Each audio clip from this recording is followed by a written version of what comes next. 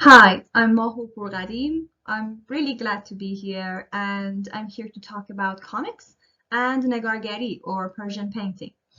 Let's start with the first signs of Iranian Negargari, which goes back to the Sassanid era, when Mani, an Iranian philosopher and artist, started to illustrate his religious book, Arjan. From that point forward, from 10th century, Negargari was used to illustrate Iranian and Persian stories. The picture you can see here is one of the illustrations from Mani's book, Arjan. Okay, so when we look at a Negargari or a Negare, we can see that it contains two parts. There's the text part, which are usually poems, and there's the image part or illustrations. This combination is very similar to a modern form, the modern art form, or a medium that we're probably more familiar with these days, and it's called comics. Comics are also trying to tell us a story using text and sequential images. I believe it is possible to find the fundamental similarities between comic pages and negares that makes the combination of these two art forms possible. Now, if we take a closer look at the text in Negargari and compare it with the text we have in comics, we can see it has various functions. And one of those functions is that these texts or these poems are actually the characters' dialogues. For example, in the piece you can see here, all the texts we have in this Negargari are the dialogues of the lady in white, who is called Manije, and she's here to ask for help from Rostam. So what we can see here in the text, which is embellished by gold, is actually the dialogues. And you can say that it's the same thing that we call word balloons in comics. I know that they're not actually shaped like balloons, but they do have the same function. So another thing that we have in comics is that when you look at a comic page, each panel is describing and showing us different times and different places, and the time kind of flows in a comic page from beginning to the end.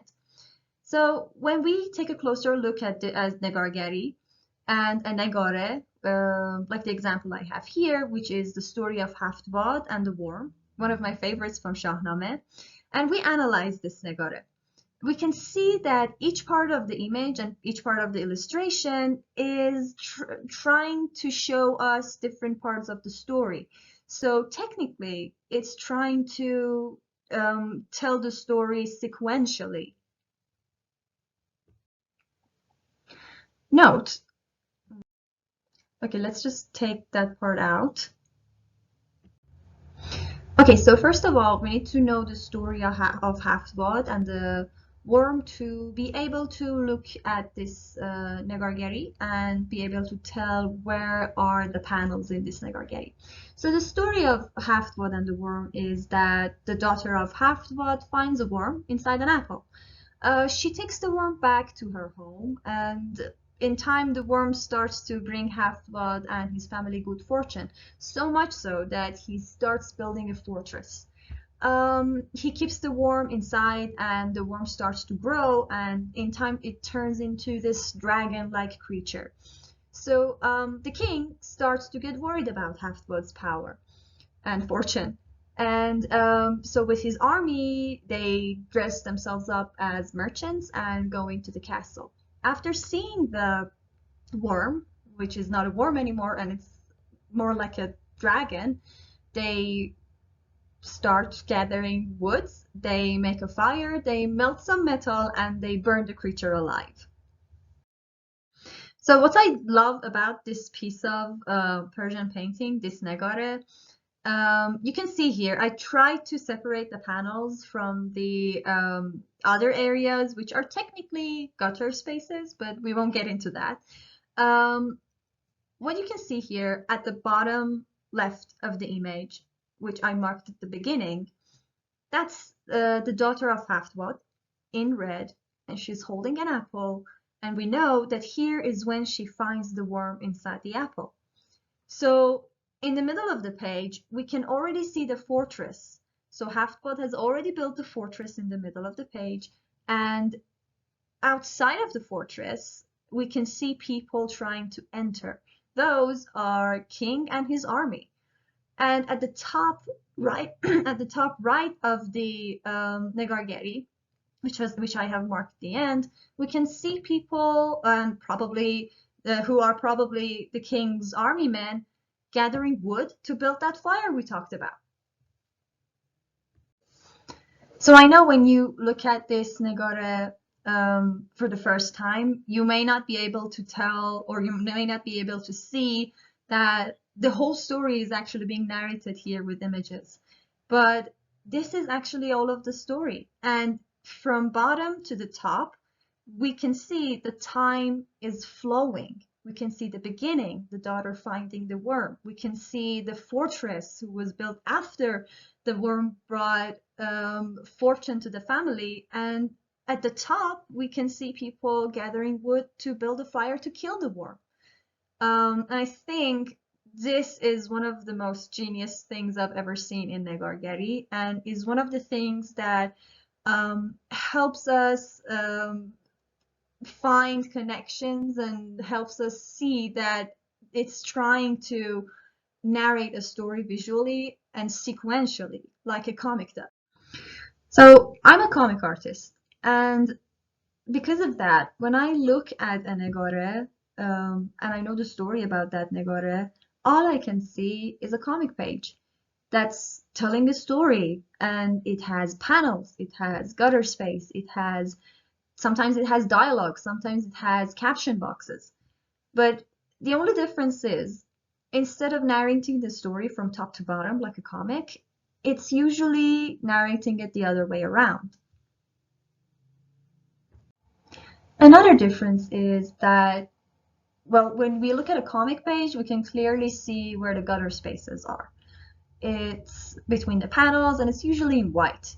But when we look at a negore, it's hard to distinguish where the panels end and where the gutter space starts.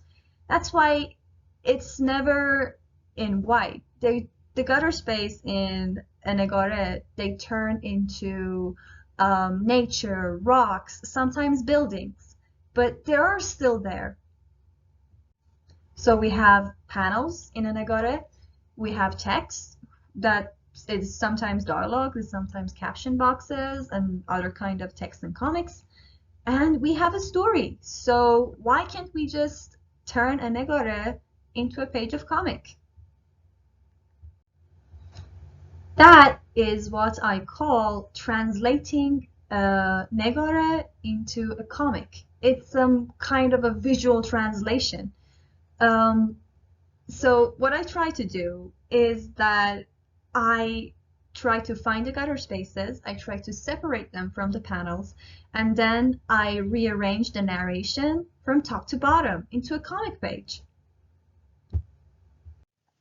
Okay, now to try and wrap up, every Negargari that I have seen until today reads like a comic to me. I do believe that if someday we will be able to write the history of comics in Iran, we should start with the Negargari. Today, our younger generation are big fans of comics and mangas, but they're not that familiar with their visual heritage.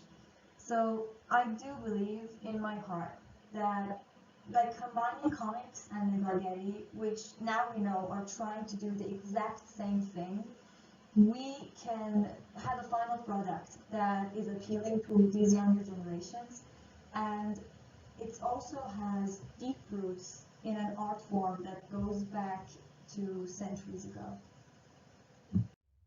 I really enjoyed sharing all of this with you, and thank you so much for staying with me until the end.